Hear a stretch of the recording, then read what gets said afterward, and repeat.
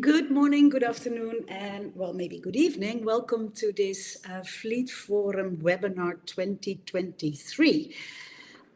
Before we start, let me just check with the people who are already in if you can hear me. If somebody can just sort of use the chat box to say, yes, I can hear you, or thank you. I see Nancy, thank you. You can hear me loud and clear, so that's cool. Okay, welcome to this kickoff webinar 2023. My name is Roos van Stijn. For those who don't know me, I'm working with Fleet Forum as the development director. And I already see that a lot of you are introducing yourself in the chat box. Please do so. It's always nice to see where people are from. And which organization you work with, where you are based. So use the chat box as you like. I've also enabled the Q&A mode. So at the end of this webinar, we will have some time to, answer your questions if you have any. And you can do so by typing a question in the chat box, and then you see a little icon with a question mark. And if you mark it, then it will turn up in the Q&A, and we can pick it up at the end of the webinar. This might be a little bit a different webinar than what we usually do, because normally in our webinars, we talk for about 15 minutes. And then we have around 15 minutes of Q&A. But this is a little bit of a special webinar, because today what I would like to discuss with you is our plans for the webinars in 2023. So what can you expect? In terms of topics and why do we do the webinars, stuff like that. But also what I would like to get from you is a lot of input on the topics that you would like to know more about. And so be prepared that I will be asking you questions and that you will be using the chat box as we go, or maybe even that we do a voting session. And the reason why we do that is because we want these webinars to be really of value to you, because we believe that webinars such as this are part of your continuous learning and continuous development. So let me just dig into that a little bit more. So what do we mean with continuous learning and professional development? Basically, if you look at how we learn specifically as adults, is that we want to add knowledge and skills, and that we want to increase that every time, right? So after we finished our school, we started to work, and then through the work that we do, we learn by doing the same things over and over again, or by developing new skills and knowledge. We are accessing we are increasing what we know, we are increasing what we can do, and that is part of continuous learning. And of course, all that continuous learning is then also adding to your professional development.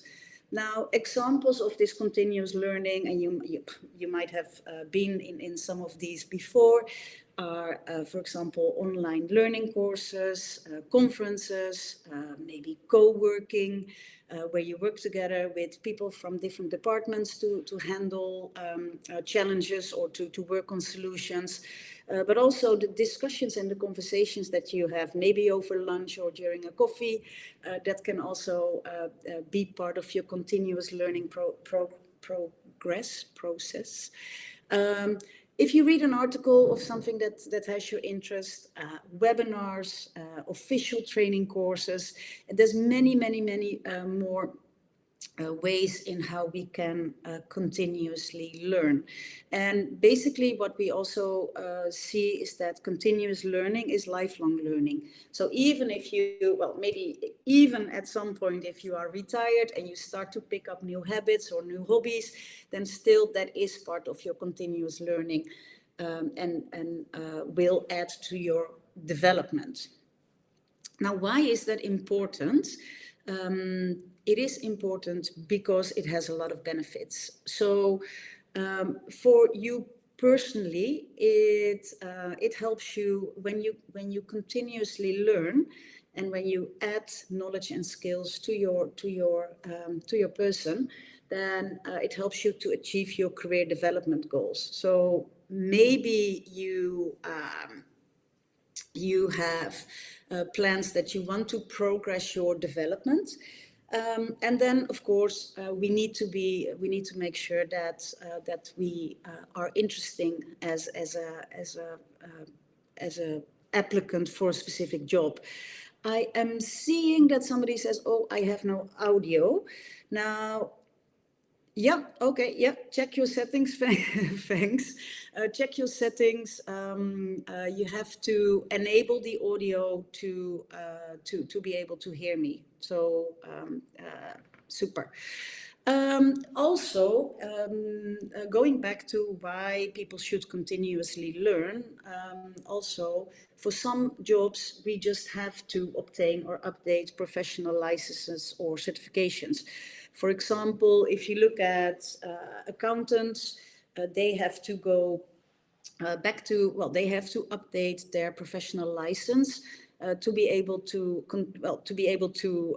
be allowed to continue to work. A bit of a strange sentence, but also if you look, for example, for those of you who are carrying maybe dangerous goods in your vehicles, also there you have to update your certifications, that you have knowledge, that you have the updated knowledge about how to handle dangerous goods transport. So there's already two reasons why it is good to continuously learn.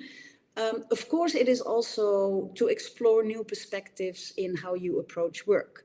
So, and I will dig into that a little bit later, but if you look at, for example, topics that were not so prominent on our agenda maybe 10, 20 years ago, maybe, for example, environmental sustainability is now everywhere. I mean, every organization is working on sustainability, and that brings us a new perspective of how we manage our fleet, how we organize our transport, how we look at mobility of our staff members. So these are reasons why we should continuously learn. And then, of course, maybe if you are out there and say, I might want to look at other job opportunities with a different organization, then also you become much more attractive for a new employer. To hire you if they see that you keep up with your learning. Now, for organizations, it is also good because it helps to contribute to organizational goals.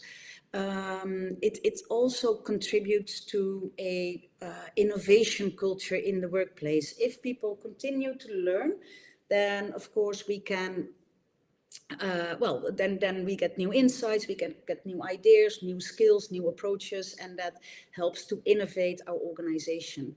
And it helps to make the staff feel valued. And last but not least, it is also very cost attractive, because if people are continuously to learn, and if organizations allow that, if your organization says, hey, it is good if you participate in a webinar every week, then also, it helps them to retain people in their organization. So these are the reasons, just a little bit of a background, what we mean with continuous learning and how webinars are placed in that. So also this year, we are going to organize weekly Wednesday webinars. Every week on around 12 p.m. Central European time, we are hosting 30-minute webinars in a range of themes or in a range of topics. Now, let me just share with you, because I'm gonna start asking questions soon. So for this year, what we will do is we will have quite a lot of webinars that we want to address around sustainability. So that's let's say theme or topic number one. Then, of course, what we would like to do is do webinars that are following, let's say, the fleet management process. So from how do you write your strategy, to how do you look at the disposal policy, to how do you manage your drivers. So really topics topics that have to do with the improvement of fleet management and the improvement of fleet management performance. Now, then the next one, the next theme or the next topic that we have is that we want to hear from organizations. We have a lot of organizations, a lot of member organizations in our community who do have good practices, and we want to learn, because we believe that the more we can share, the more we avoid that we have to reinvent the wheel, or that we fall into the same mistakes that other organizations have made.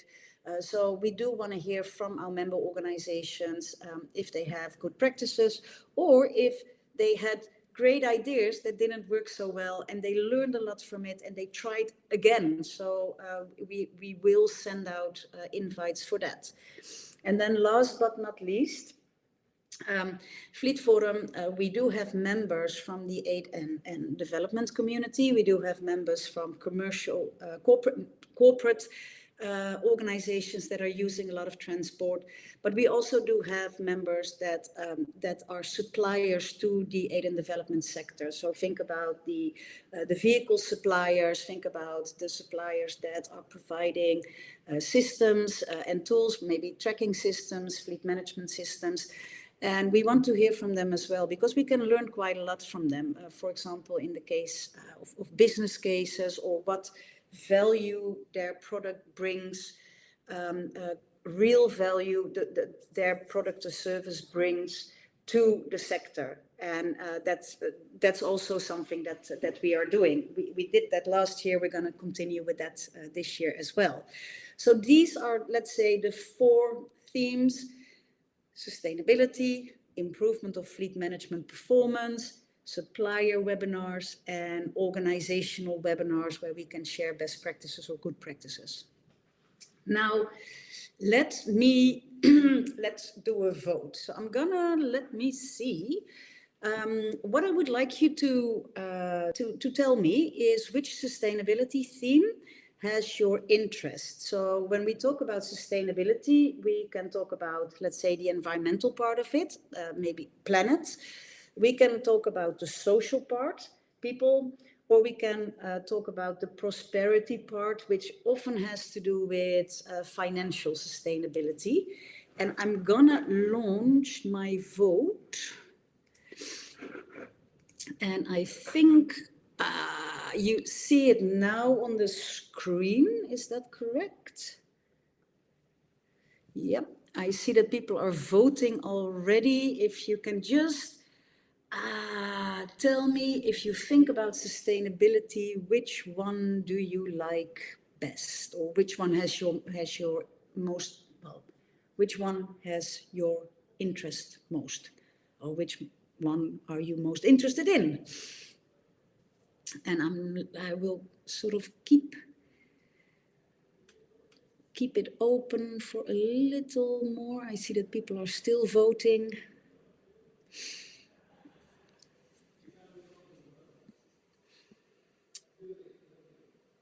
Oh, and I also see that the sound was sorted, so that's good to hear.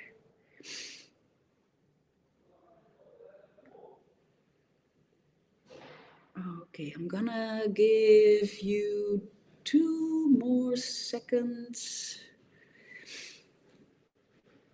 Let's see if we can reach the 35 people. So we need 4 more votes. People who haven't voted yet. Yeah, 2 more votes. And 1 more vote. So give me the last one, if you can. No. Okay, then end voting, and I think you can see it now on the screen. That, let me see. It's a very close call. So 16 of you said, okay, I'm really interested in the environmental sustainability, or the planet. All things has to do with the planet, with climate change, with how we can be more sustainable. And then 15 said, okay, I am interested in people. And then we have Paul, who puts in the chat, I'm interested in all the 3. Okay, thanks, Paul. Okay, that's good to know. So thanks a lot for that. what I would like you to do now, let me go back to the presentation, is write down in the chat what you would like to learn about sustainability. And it would really, really help if you could sort of indicate either in your answer, if it has to do with people or with the planet, but take a couple of moments to write down what you would like to learn, because we're going to use your answers to develop webinars around it. But also maybe share your ideas with supplier members for whom this is relevant, and who can then tailor your needs and your learning needs around the topics that you like. So write in the chat box what you would like to learn about sustainability, either in the planet sustainability or the people sustainability or the prosperity or financial sustainability. And I see that people are typing, so I would, yeah, okay. Environmental sustainability and process improvement sustainability. Thanks. Best practices for all spheres. Yeah, so waste management. Yeah, especially in countries with no waste management. Mobility sustainability, how to apply practical applications. Yeah, very good. I think that's interesting also to reach out to organizations around safety of staff, more ways to present the business case in developing economies. Maybe Sheila, what types of business case? Is it around environmental impact, or I would like to learn how the people sustain their businesses in responsible manner. Okay, thanks. Yeah, practical waste management. Okay, so cool. This is already very, very good. Gives us already a lot of ideas, and keep writing. Huh? But we have another question for you.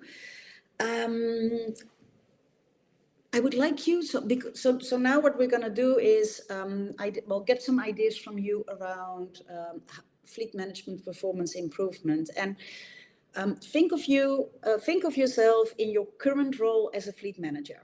And I would like to know what knowledge or skills you would like to have in your current role as fleet manager that will help you to improve your fleet management performance.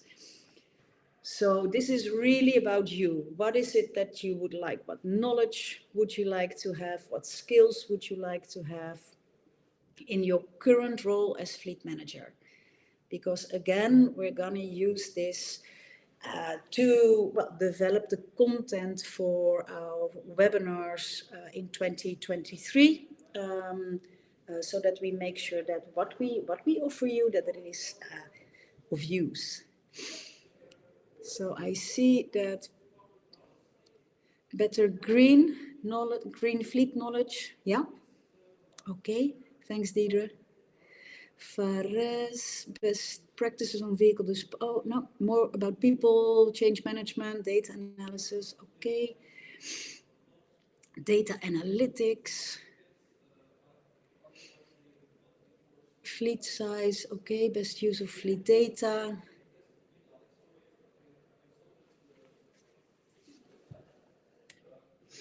Improve staff driver skills. Yeah. Good.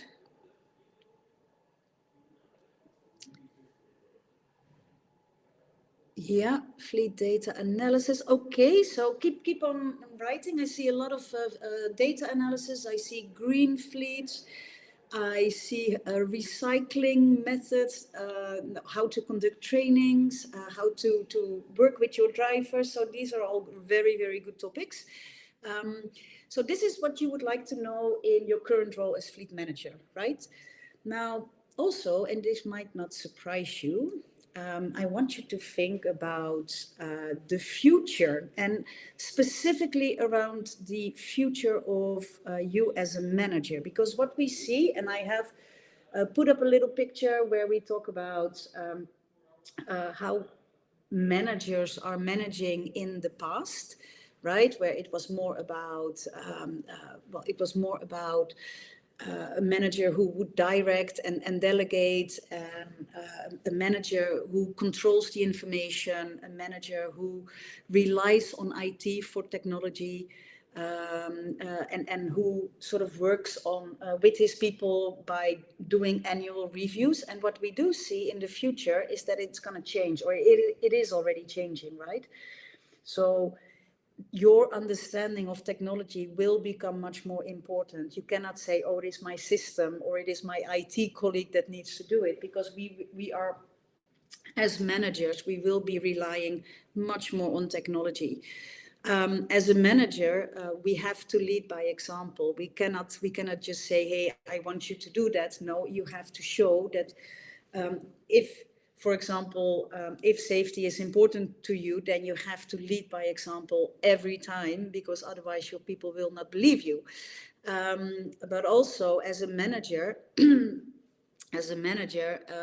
you will probably want to challenge things that are happening in your organization in order to improve them, instead of conforming to what is already in your organization.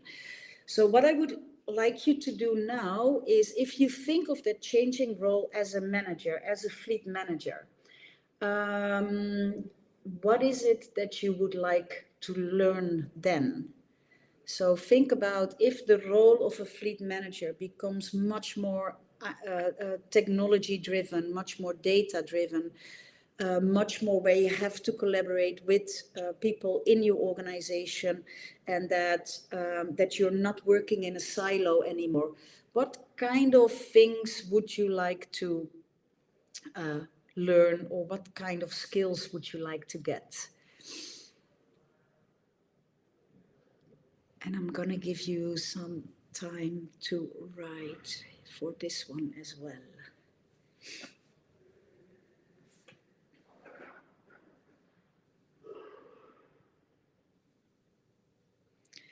So I see data management and analytics, yeah. Again, which makes sense.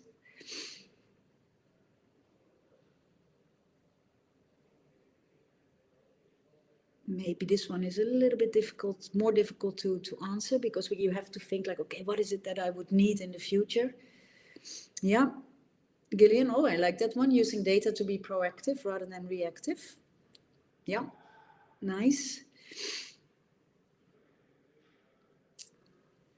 Okay, so my question to you is, if you think about the future profile of a manager, and you can look at the screen how that change, or what change is happening in the role of a manager, what kind of knowledge and skills would you like to get to be able to be a fleet manager of the future?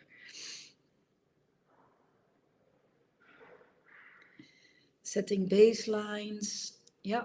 Skills of using electric data fleet management systems. Yeah, techniques for challenging conventions in organizations. Yeah, super.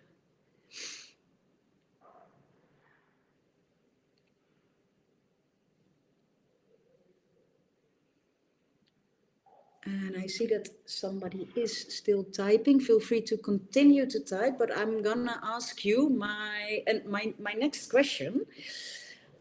So like I said in the beginning, we want to learn from other organizations. And of course, we want to learn from other organizations in relation to fleet management improvement, sustainable fleet management, maybe already mobility management. Now, what organizations do you know that have good practices to share? So maybe it could be your own organization. So in the chat box, if you could write down the names of the organization and the topic, then we will either reach out to you, or we will reach out directly to the organization to see if they are willing and able, and if they think it is nice to do a webinar around it. So I see Nadine, UNHCR carpooling. Yeah, super. Oh, we have another, we have UNICEF carpooling. So there's going to be competition maybe between UNHCR and UNICEF around the carpooling. But feel free to write in any type of topic. So think about maybe organizations that you know that have very good driver engagement programs, or that. Okay, Gillian, yeah, well, maybe to answer that question, we do have a webinar planned towards, I think in Q3, around a project that Fleet Forum has been doing last year, vehicle sharing between NGOs. So that one will definitely be on the agenda. World Vision, Paul, nice. World Vision International, can you write, please, what kind of good topics or good practice we can learn from, let me see, from the World Vision, sorry. Okay, and I see that I see there's a lot of UN agencies mentioned. I do encourage also the INGOs on the call. I know that you have good practices to join Paul in saying we want to know we want to know more from this organization to learn from. So, and I see that there are still people typing, so that's very good. But because we only have 30 minutes, I'm gonna go to my last one. Then the last one is what would you like to learn from suppliers to the sector? And maybe to give you a couple of examples. So we do have last year we had webinars from vehicle suppliers, but also fleet management system suppliers, from tracking system suppliers. So write down what you would like to learn, and what you would like to learn from them, so that also I know that we have some supplier members on the webinar right now. I think they have been making notes already. I hope so. And but also now the question is really specifically, what is it that you would like to learn from the supplier? So if you, I know that I've been asking a lot, like, oh, give me your thoughts, but that would be really good. Yeah, so what safety features are newly introduced to vehicles? So yeah, very, very good. Very good, Vara. Yeah, how to track and supervise suppliers' fleets.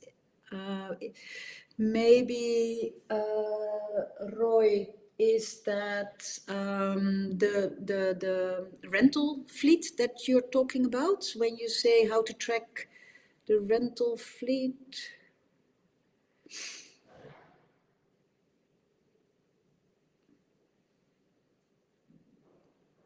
Maybe Roy, if you can just make that clear in the chat, that would be helpful. Actual vehicle manufacturers. Oh, that's a nice idea as well. Let's see if we can do something there. Sheila, can you what would you like to hear from them? Yeah. Okay, I see that. Feel free to continue to type. Let me just see if there are any questions. I mean, I know that some of you have used the chat, but that's more to give me input in the Q&A. I don't see any specific question around the webinars or around learning or around continuous learning. So I'm guessing that there are no questions, but if there are, feel free to type them in the chat.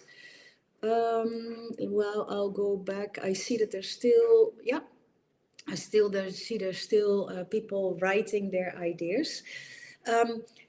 It is 30 minutes already, so we have to close it off. I would like to thank you very, very much for your input. I hope you found, well, I hope you found this useful, even though you might not have learned so much today. But this really gives us a lot of input to help us develop our webinar agenda, to look at what kind of topics, to look at what kind of organizations we can approach to do a webinar, to facilitate a webinar for us. And I hope also, and I'm sure that it gives us our supplier members some food for thought to how to address a topic. So thanks a lot. Next week we are back with a more regular webinar where my colleague Paul will discuss how to set smart fleet management goals, and SMART being the acronym for specific, measurable, achievable, realistic and time bound. So I hope to see all of you next week, 1st of February at 12 p.m. again. So thanks a lot and enjoy the rest of your day.